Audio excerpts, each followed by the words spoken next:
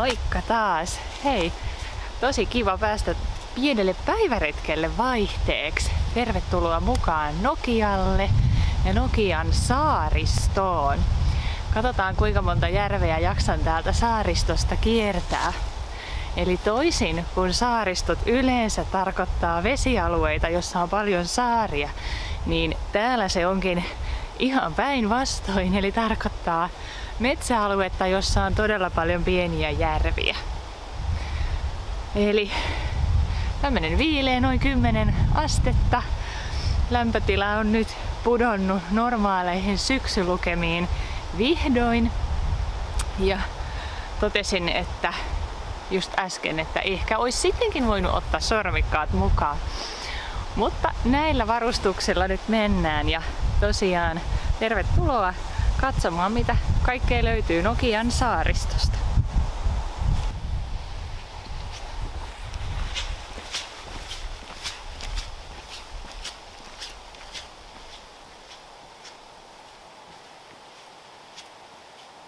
Nyt ihan ensimmäiseksi kohteeksi mä oon ottanut Hirvilammit.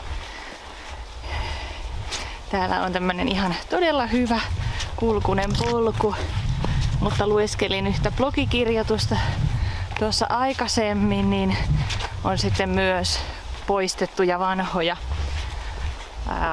merkintöjä ja reittejä, että katsotaan nyt minkälaisille poluille mä täältä itse päädyn. Mulla on oikeastaan tältä seudulta ihan semmosia hauskoja muistoja. Kun mä aloitin tän retkeilyni tossa joitain vuosia sitten, niin mä ajattelin, että mäpä lähden tänne oikein kivasti retkeilee ja oli kartta ja kompassi ja olisi tietysti auttanut asiaa, jos mä olisin osannut käyttääkin niitä vielä. Onnistuin kävelemään itteni niin totaalisen eksyksiin jossain täällä. Loppuviimeksi mulla ei ollut enää juurikaan käsitystä, että missä kaikkialla mä oikein silloin hääräsin ja pyörin. Löysin kuitenkin tieni takaisin sitten. Oi voi sentään. Semmosta se on. Ei siinä auta, kun rohkeasti vaan lähtee testailemaan ja mielellään lähimaastoihin ja niin, että joku tietää mistä sit sua pitää lähteä etsiä ja hakea. Joopa joo. Ehkä vähän fiksumpana mä olen nyt tällä kertaa reissussa. Vaikka ei mulla ole nyt sitä kompassia eikä karttaa. Mä katselen tosta maastokartasta tätä reittiä ja sitten täällä risteilee näitä pieniä polkuja vaikka kuinka ja paljon sitten joissain kohti.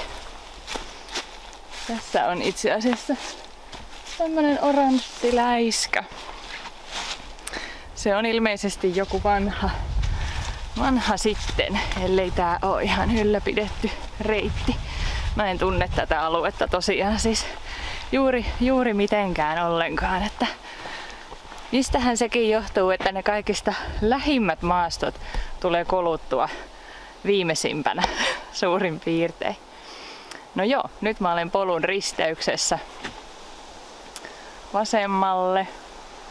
Taikka sitten jatkan suoraan, niin muistaakseni katsoin, että tänne suoraan tästä tuli kuivempi reitti.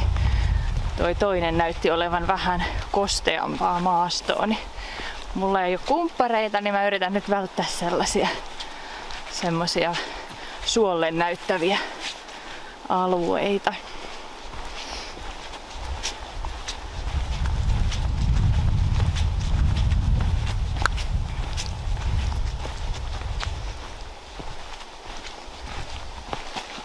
Täällähän on siis luonnonsuojelualuetta. Just nyt en ole varma, onko juuri tämä nimenomainen kohta, mutta täällähän on tosiaan siis ihan, että ei ole pelkkiä talousmetsiä. Se on kiva.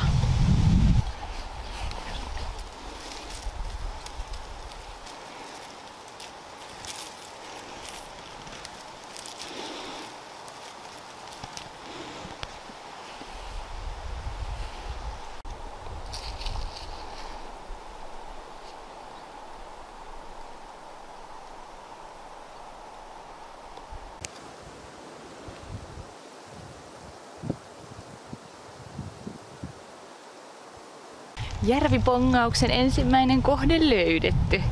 Hirvilammi kimmeltelee siinä taustalla. Vähän nyt hankalasti vastavaloon suoraan. Soma, pieni metsä, lampi. Soista, laajaa tommosta leveätä suokaistaletta ensin tää ranta ja sitten tommonen pikkunen nätti lampi. Tässä on vieressä Ylisen lammi ja Ylinen järvi. Mäpä käyn nekin kurkkaamassa tosta ja katon sitten, että miten siitä tulee tai ei tule hyvin polkuja tai reittejä ja teen sitten ne suunnitelmat vähän sen mukaisesti sitten.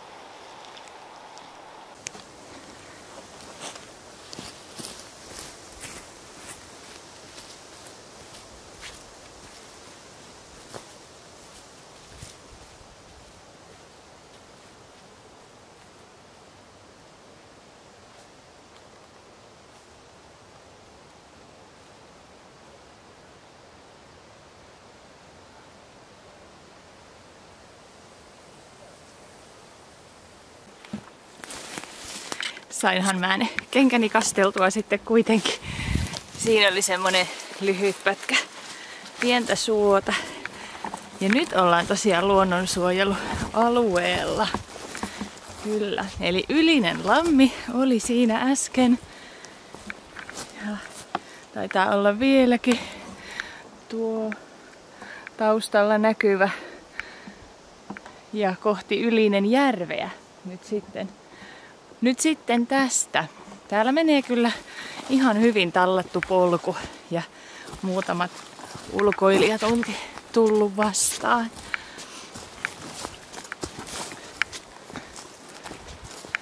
Ei tainnut tulla ihan kengästä sisään asti. Sisään asti mulla on nämä paljasjalkavaelluskengät nyt jalassa ja ne on vedenpitävät muuten paitsi sitten ton läpän kohdalta, että aika hyvin toimi tuossa äskeisessä lutakossa kyllä. Ihanasti kimmeltelee kyllä auringossa nämä vesistöt. Saisinkohan mä vähän kuvattuakin sitä.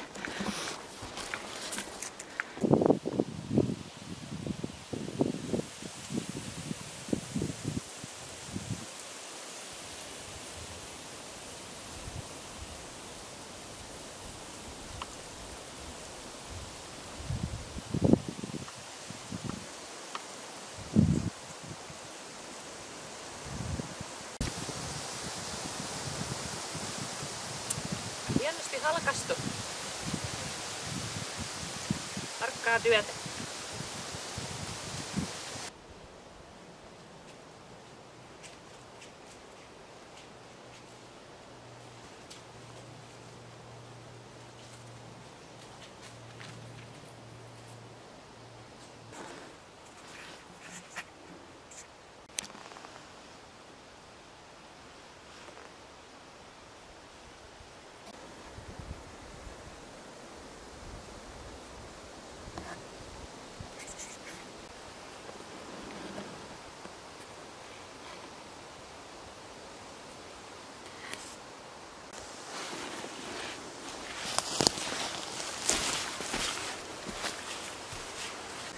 Ylinen järvi jäi nyt sinne taakse. Seuraava kohde on Porrasjärvi. Ylinen järveä olisi voinut kiertää ihan kokonaankin sen järven ja mennä sieltä sitten sellaiselle kuin Heinijärvelle. Mietin vähän sitäkin vaihtoehtoa, mutta päätin kääntyä nyt tälle polulle, jättää sen Heinijärvet seuraaville seikkailuille sitten. Ja kartassa ei näy tuota polkua, mutta tuon järven pystyy kiertämään ihan selvää polkua pitkin kyllä näköjään, vaikkei sitä maastokartassakaan näy. Onpahan tullut sekin nyt tutkittua sitten. Ja tässä tulee ja menee jotenkin näitä luonnonsuojelualueiden rajoja. Äsken oli ihan selvästi, oli niin hienoja kaikkia kääpiä noissa lahoissa.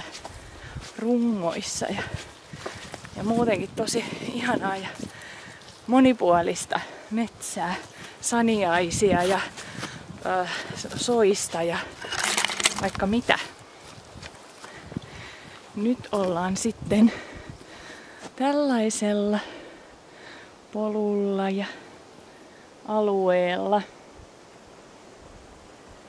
Tää yhdistyy kohta vähän isompaan tiehen ja siitä lähtee sitten taas polku Porrasjärviä kohti.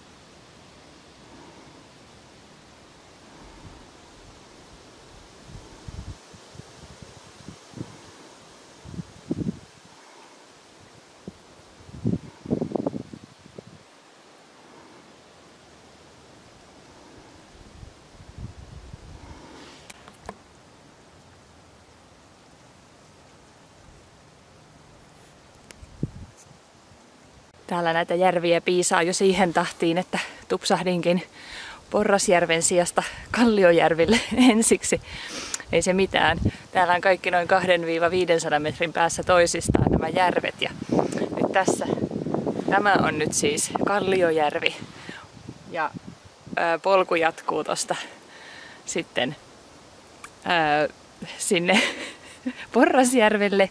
Ja tähän, mikä on nimetty saaristoksi ihan niin kuin nimeltään, ja sen läpi sitten jatkuu vielä Juottojärvelle ja katsotaan mihin mä sieltä sitten päädyn seuraavaksi. Toivottavasti johonkin hyvään eväiden syöntipaikkaan. Tässä olisi muuten myös hyvä eväiden syöntipaikka.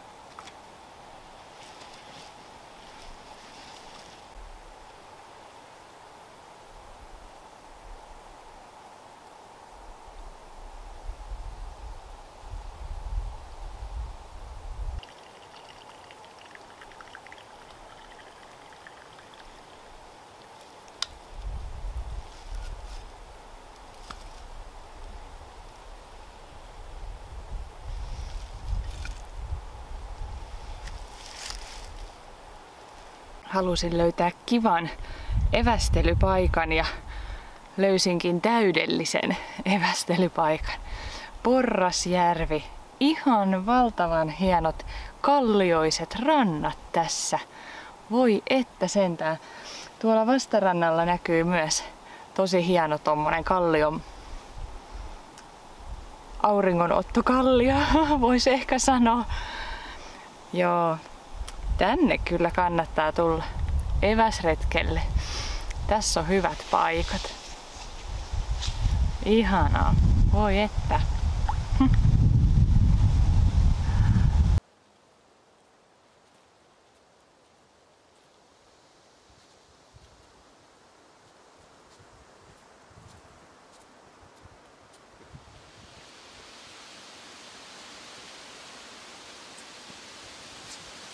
eväät on mahassa. Just kun pääsin ajattelemasta, että eipä olekaan niitä hirvikärpäsiä, niin ei olisi kannattanut ajatella. Joo. No, tässä onkin nyt vielä sellainen kuin Pieni Porrasjärvi. Ei näy kauhean hyvin nyt tosta, mutta siinä se pilkottelee puiden takana. Aivan semmonen niin kuin hevosenkengän muotoinen järvi kartasta katsottuna. Ja vielä sellainenkin tähän reitille ennen sitä Juottojärveä, mikä on nyt sitten ikään kuin seuraava virallinen kohde. Siinä olikin niin ihanat evästelypaikat, että istuikin aika kauan siinä ja aurinko on alkanut lämmittää kyllä, että eipä niillä sormikkaillakaan enää mitään käyttöä varmaan olisi. Tässä on mukavaa kallioa, jäkälää, maastoa ja aivan helppokulkunen neulaspolku kyllä myös mennä. Puolukoitakin on jonkun verran vielä jäljellä. Katsotaan, näkyisiköhän sieltä Pieni Porrasjärvi vähän paremmin tästä näin.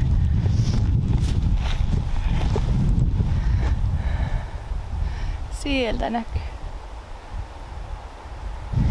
Mulla tuli tossa semmonen mielikuva mieleen, kun tässä on näitä järviä ripoteltuna, että ihan kun olisi joskus joko ollut jättiläinen, jolla on ylimääräisiä järviä eikä tietäisi mihinkä ne pitäisi laittaa, että viskastaan nyt vaikka tohon Nokialle. Mielikuvitus alkaa laukkaamaan täällä.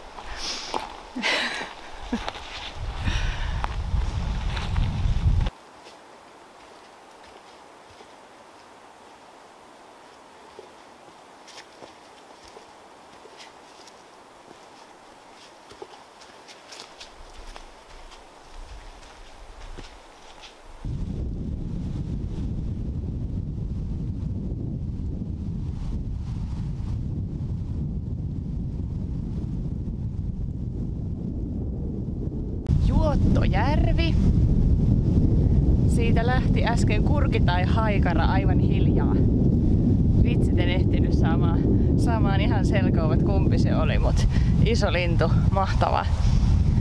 Eli Juottojärvi on tässä selkäni takana, aivan tuolla pilkottaa se aikaisempi Kalliojärvi. Ja sainko sitä siihen häkkiä zoomattua. Sama Kalliojärvi, jonka rannalla istuin jo vähän aikaisemmin. Ja nämä on ihan täysin tässä vierekkäin, yhdistyvät pienellä ojalla. Ja mä kävelen nyt sitten tätä Kalliojärven reunaa pitkin kohti Pitkälammia ja Ruokejärveä. Ja jostain syystä mulla on sellainen mielikuva, että ihan kun mä olisin tuossa pari viikkoa sitten ollut eräillä Ruokejärvillä yöretkellä. Niitä Ruokejärviäkin tuntuu olevan useampia. Eli tää on nyt Kalliojärveä tässä. Siinä on jonkun onnettoman kalamiehen jäänyt koukku. Siima tonne puuhun roikkumaan. Voi sentään. Niinkin voi käydä. Juottojärvi. Kalliojärvi. Juottojärvi. Mistähän silloin nimi? Voisi jotenkin ajatella, että liittyy jonnekin entisajan kotieläimiin. Olisiko sinne tuotu jotakin karjaa sitten juomaan tai hevosia tai haettu vettä. Eli ei muuta kuin polkua pitkin Kalliojärven reunaa matka jatkuu.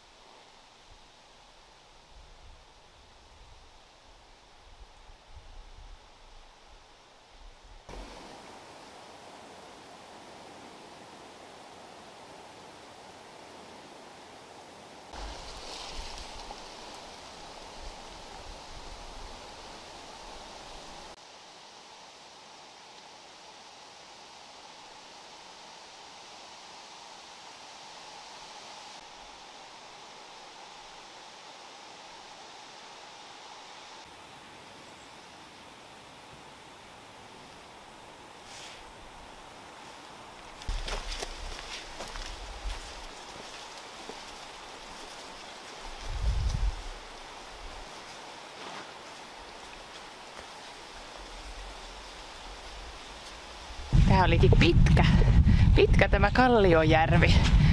Semmonen ihan pikkusta vajaa kilometrin verran tätä rantaa.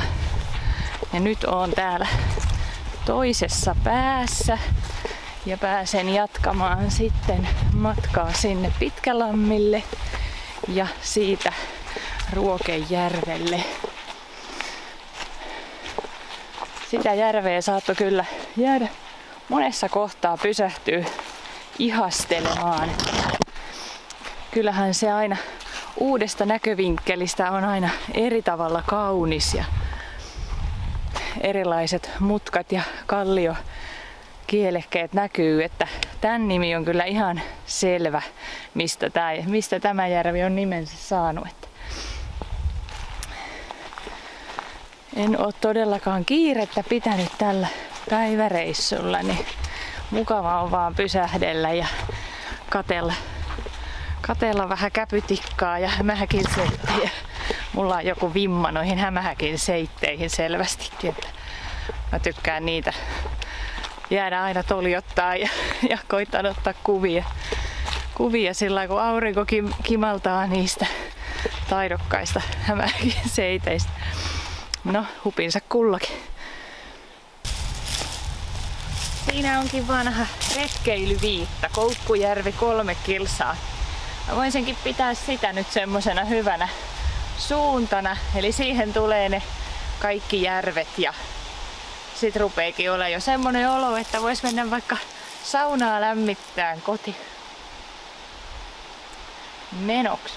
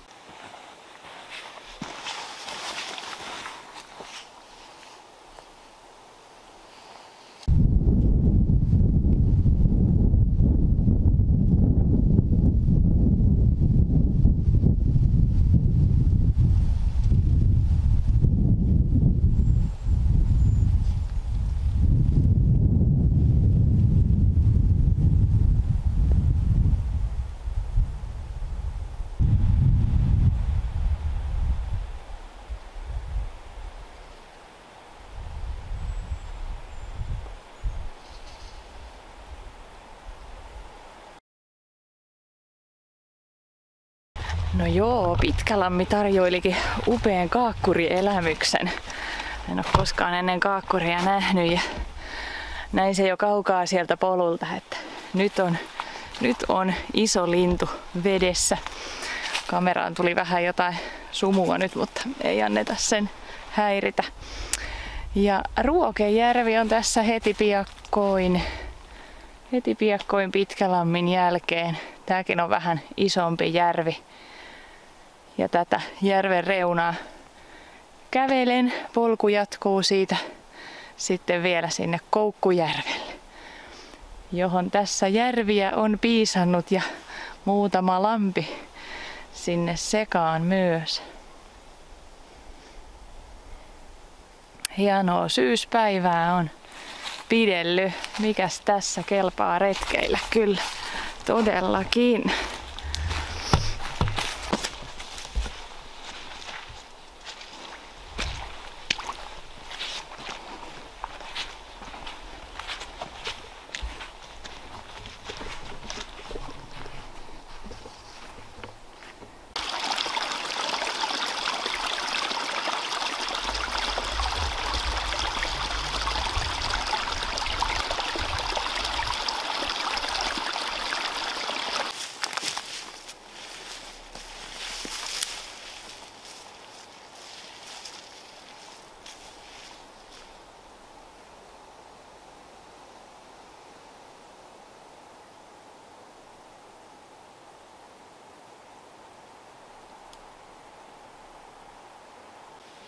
retken viimeinen järvi.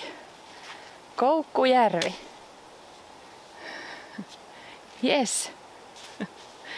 Hei, kiitos tosi paljon kun olit mukana retkellä. Suosittelen tämmöstä saaristoretkeä tänne Pirkanmaan Nokialle todellakin. Ihania reittejä, kauniita metsäjärviä, lampia, kaakkuria, erilaista polkua. Sopii kävelyyn ja sopii pyöräilyykin myös. Ei muuta kuin hei, nähdään taas seuraavilla videoilla. Moi moi!